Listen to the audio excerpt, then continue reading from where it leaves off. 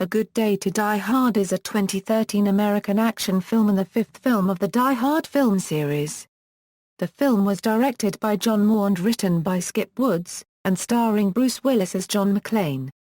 The main plot finds McClane traveling to Russia to get his estranged son, Jack, out of prison, but is soon caught in the crossfire of a terrorist plot. Talks of a fourth sequel to Die Hard began before the release of Live Free or Die Hard, with Willis affirming that the latter would not be the last in the series, but pre-production did not start until September 2011, when John Moore was officially announced as the director. Filming began in April 2012, primarily in Budapest, Hungary. A Good Day to Die Hard premiered in Los Angeles on January 31, 2013, coinciding with the unveiling of a Die Hard mural at the Fox lot, and was released in certain East and Southeast Asian territories on February 7 and in the United States and Canada on Wednesday night, February 13. It is the first Die Hard film to use Dolby Atmos Surround Mixing and the first to also be released in IMAX theaters. The film was also the first, unlike the previous films, to be a critical disappointment, receiving mostly negative reviews, but it nevertheless grossed over 3 times its budget worldwide.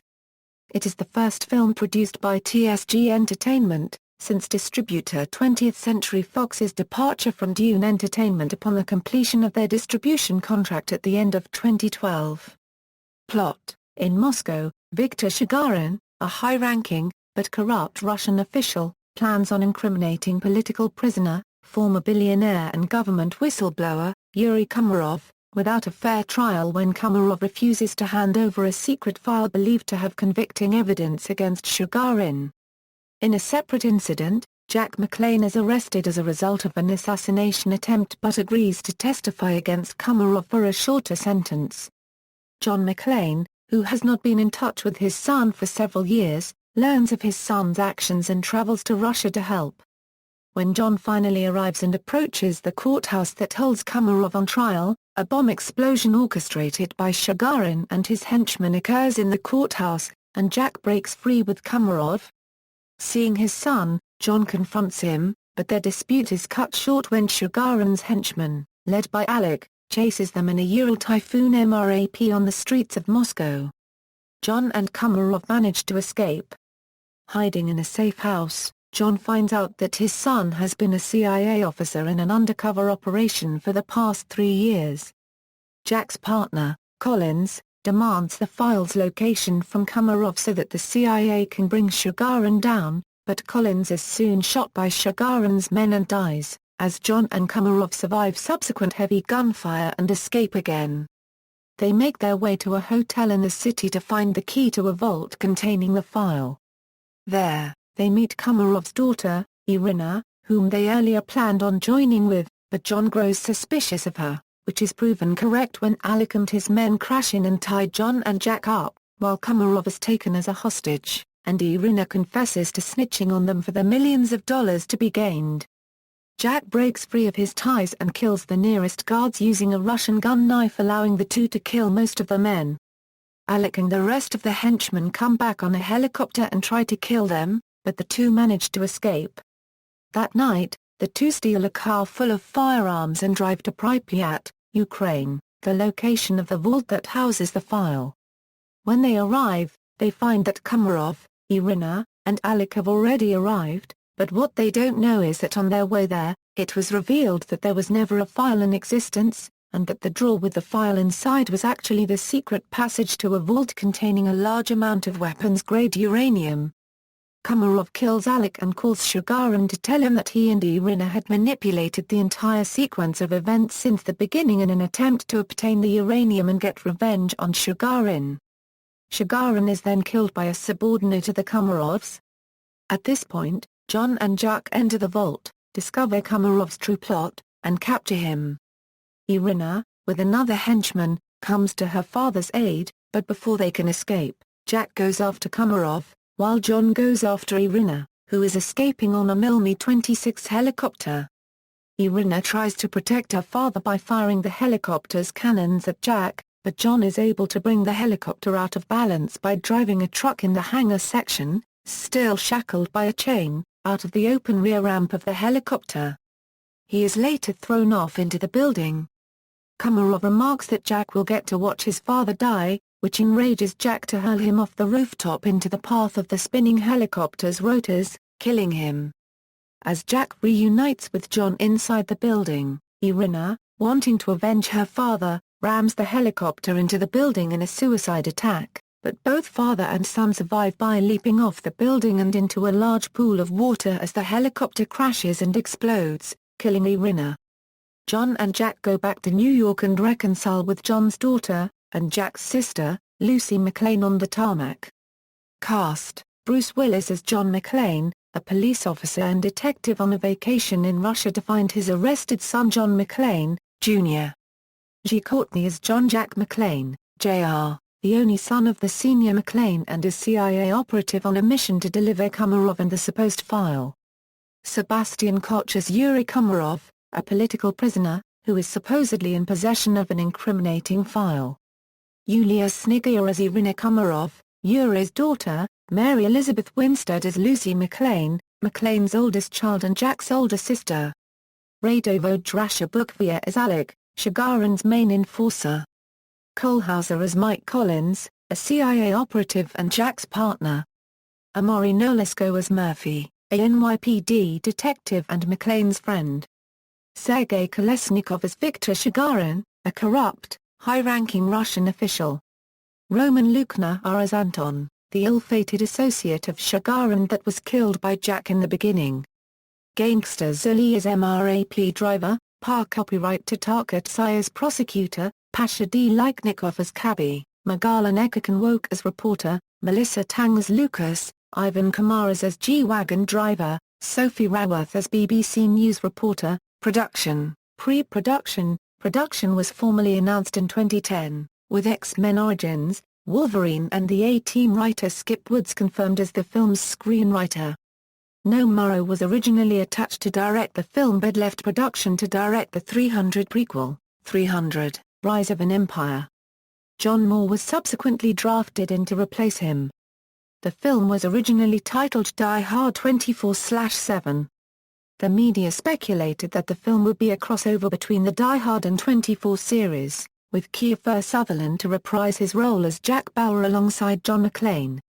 This was never confirmed by the studio, and the film's title was later revealed to be A Good Day to Die Hard with no further mention of any involvement from the 24 series with a release date of February 14, 2013. Casting: Bruce Willis returned as John McClane, and has expressed a desire to shoot A Good Day to Die Hard and a sixth installment in the series before retiring the character.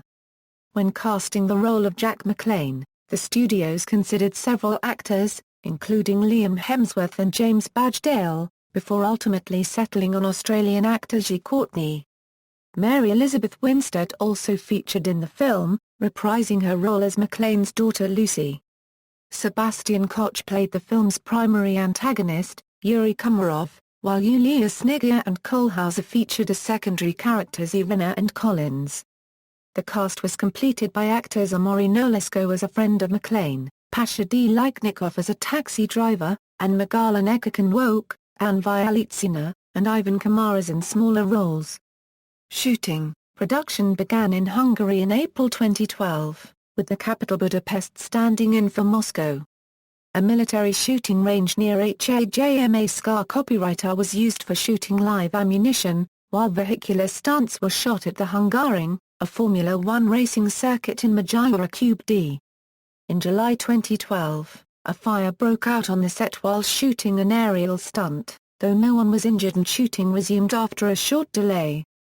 In creating the film's visual style, Moore wanted the camera work to be almost entirely handheld, using 3/4 perforation 35mm ARRI cameras equipped with long lenses to capture tight close-ups. For Moore explained, McClane is in a strange world, with little or no initial control over his environment.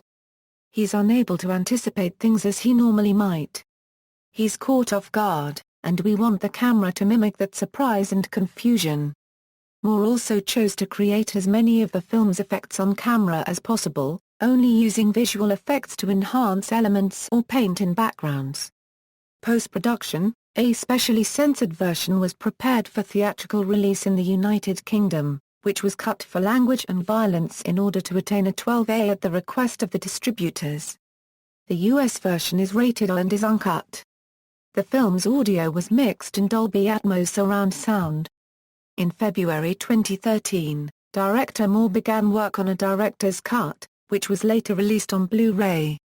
Soundtrack: Marco Beltrami, who had composed the soundtrack for the previous film, Live Free or Die Hard, returned to score A Good Day to Die Hard. Beltrami again incorporates Michael Kamen's material from the first three films into his score. Beltrami only had 6 weeks in which to write the music, and new scenes were still being shot as the music was being recorded. In the end, he wrote around 120 minutes of music, with 80 of those minutes making it into the final film. The soundtrack album was released on February 14, 2013 digitally and in retailers by Sony Classical. 5 orchestrators were involved: Pete Anthony, John Cull, Dana Nayu, Rossano Galante, Andrew Kinney. The orchestra was conducted by Pete Anthony. The score was programmed by Buck Sanders, with additional music composed by Marcus Trump and Brandon Roberts. All music composed by Marco Beltrami. Release.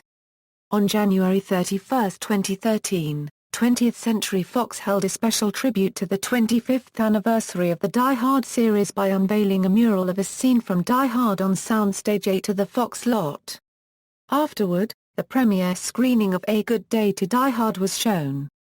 2 additional premieres were held in Europe leading up to the film's commercial release, one in Berlin, Germany on February 4 and the second in London, England on February 7. A Good Day to Die Hard was commercially released first in Indonesia on February 6, 2013, and then opened in certain East and Southeast Asian territories on February 7. In the United States and Canada, the film was distributed to 2,328 theaters for night showings on February 13. Select theaters also held a one-time special marathon of all Die Hard films to lead up to A Good Day to Die Hard's nationwide release, with Bruce Willis making a personal appearance at one of these marathons in New York City to thank fans. The film then expanded to a total of 3,553 theaters, including IMAX theaters, on February 14. Reception: A Good Day to Die Hard was widely panned by critics. Based on 210 reviews collected by Rotten Tomatoes, the film received a 14% approval rating from critics, with an average score of 3.9/10. By comparison, Metacritic gave the film a score of 28 out of 100, based on 40 reviews, indicating generally unfavorable reaction. On both websites, the film ranked lowest among the Die Hard films. A.O. Scott of the New York Times described A Good Day to Die Hard as a handful of extended set pieces each more elaborate and therefore somehow less exciting than the last linked by a simple-minded plot and a handful of half-clever lines.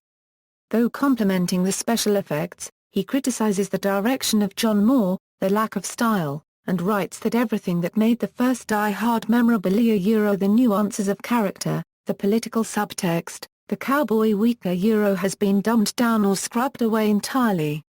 Todd McCarthy of The Hollywood Reporter expressed similar sentiments, particularly of the direction, for which he says that Moore has directed these sequences in a way that makes the incidents look so far-fetched and essentially unsurvivable that you can only laugh. Kenneth Turan of the Los Angeles Times gave the film a 2/5 and remarked that it lacked inspiration, and that the on-screen rivalry of Willis and Courtney was more irritant than enticement. Richard Roper, standing in for Roger Ebert on Ebert's website, rated the film 1.5 stars out of 4, criticizing the implausibility of the action sequences, as well as the film's lack of sufficient characterization for McClane and the villains as compared to the other films in the series. He says that McClane has been stripped of any real traces of an actual three-dimensional character, and that the film never gives us a chance to get the least bit involved with any of these characters. Among the rare positive reviews, Chris Tukey of the Daily Mail tabloid paper described the film as stupid in its way as The Expendables 1 and Taken 2, and nowhere near the quality of the first 3 Die Hards. But if you approach it as I did, in a mood for preposterous action and massive explosions, it does deliver escapist entertainment and eat a Euro unregistered trademark mercifully shorter than Die Hard 4. In a week as bad as this in the cinema, it is the only new movie I would have paid to see. Tookie then gave the final verdict as being entertaining, but dumb. Along with a 3/5-star rating. Daniel M. Kamel, writing for the New England Movies Weekly, found the film to be better than Live Free or Die Hard and states that the car chase scene is well worth the price of admission.